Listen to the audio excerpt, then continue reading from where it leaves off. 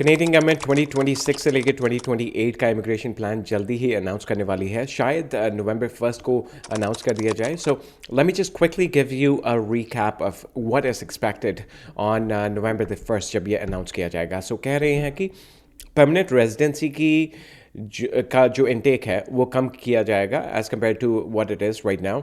सो 4,16,500 के करीब कर दिया जाएगा. वो कह रहे हैं कि 1% से ज़्यादा नहीं होना चाहिए कनेडियन पॉपुलेशन का. So Canadian population is hovering around 41 million right now.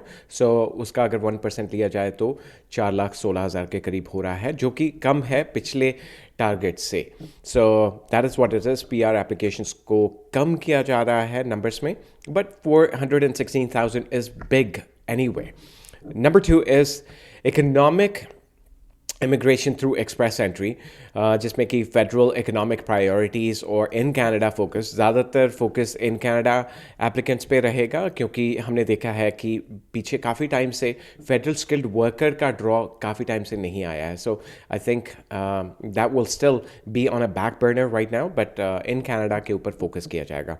Number 3 is PNP. PNP के ऊपर बहुत फोकस किया जा रहा है. PNP जो था उसका टारगेट इन्होंने कम रखा था. इन्होंने कहा था कि हम 2025 से 27 तक 55,000 पे फ्रीज़ कर रहे हैं, लेकिन प्रोविंसेस ने इनको नेगोशिएट करके थोड़ा सा नंबर और ऊपर करवाया है, but will know when the plan comes out.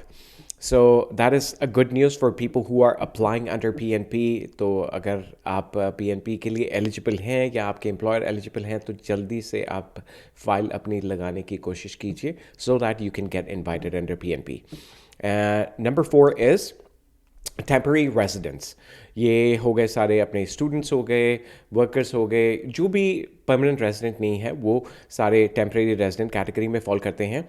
और ये गवर्नमेंट कह रही है कि इनका पूरा टोटल नंबर, मतलब विजिटर्स हो गए, स्टूडेंट्स हो गए, वर्कर्स हो गए, हर कोई जो है, इनका नंबर अभी 2.9 मिलियन से ऊपर है.